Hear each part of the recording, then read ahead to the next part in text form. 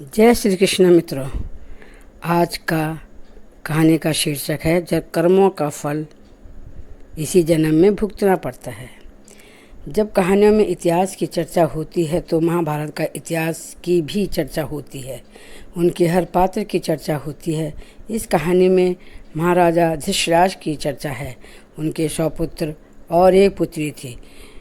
उस समय की बात है जब महाभारत का युद्ध समाप्त हो गया था।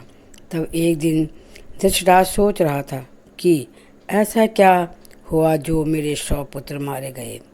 तब तक वहाँ पर श्री कृष्ण भगवान आए और उन्होंने महाराजा धृतराज को उदास पाया। तब भगवान श्री कृष्ण पूछते हैं, क्या बात है, आप क्यों उदास हो। तब महाराजा धृतराज बोले, हे केशव, मैं आपसे एक सवाल करना चाहता हूँ। भगवान बोले, कहो, तुम चाहते क्या हो। महाराज धृतराज कहने लगे, मेरे कौन से पापों की सजा है ये जो मेरे 100 पुत्र मारे गए। तब भगवान बोले, युद्ध हुआ है तो ऐसा तो होना ही था। धृतराज बोले, दुर्योधन और दुशासन का तो कसूर था, वो तो मारे गए, कोई बात नहीं, पर मेरे 98 पुत्रों को क्यों मारे गए। मुझे उनका शोक सता रहा है। मैं भी पापी हूँ, पर वह और पुत्र तो नहीं थे।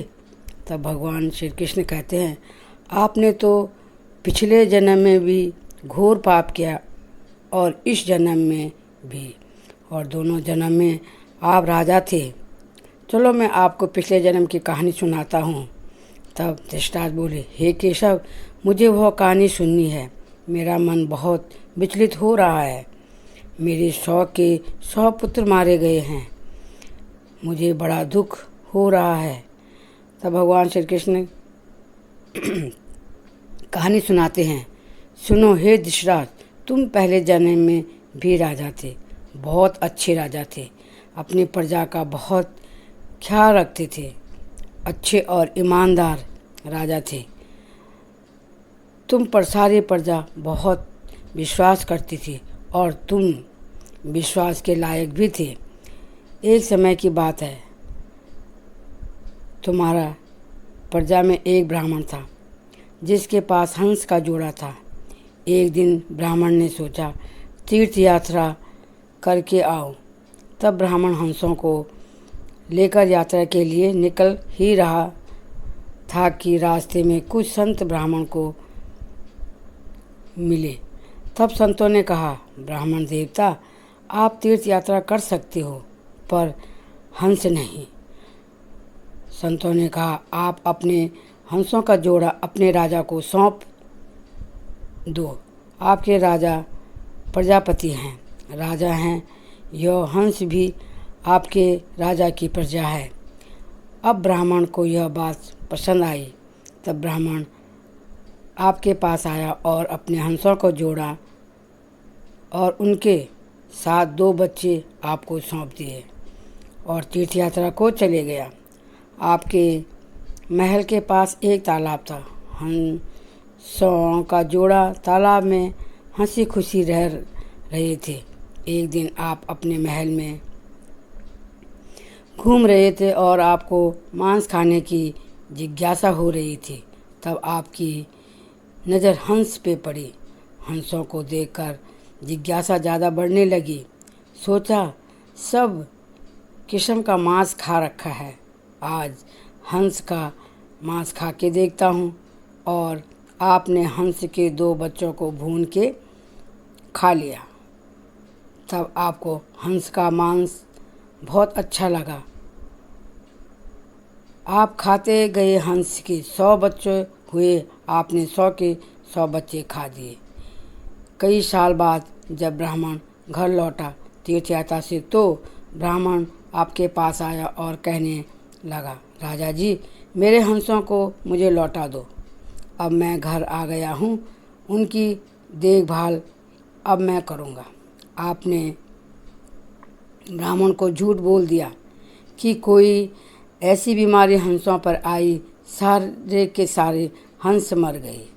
ब्राह्मण को आप पर आंख बंद करके विश्वास करता था, इसलिए वह कुछ न बोला, क्योंकि आप सदा प्रजा के हित में रहते थे।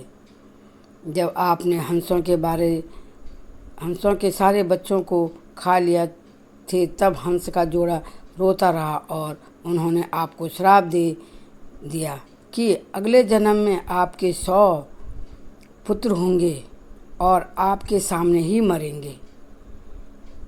और जहाँ तक अंधे का श्राप है, वो ब्राह्मण ने दिया, क्योंकि उसने आंख बंद करके आप ही विश्वास किया था। इसलिए इस जन्म में आप अंधे पैदा हुए। भगवान श्री कृष्ण कहते हैं, धृतराज, कर्मों का फल तो भोगना ही पड़ता है। पिछले जन्म का तो यह पाप यहाँ हो गया, अब अगले जन्म भी तुम फिर, क्योंकि इस समय भी तुमने बहुत घोर पाप किया हुआ है। आंखें तो बंद थे, पर सभा में जब द्रौपदी का चीरहरण हो रहा था, दिल की आंखें भी बंद कर दी, क्योंकि अपने बच्चों के मोह में। अब सोचो, आपके पास क्या बचा? नहीं ये जन्म ना वो जन्म। भगवान श्री कृष्ण कहते हैं, हर जन्मों में कर्मों का फल भुगतना पड़ता है। इंसान को अच्छे कर्म करने चाहिए, फिर फल भी अच्छा ही मिलता है। कहानी कैसी लगी कमेंट करके ज़रूर बताना, लाइक और सब्सक्राइब करना। धन्यवाद। फिर मिलते हैं मित्रों।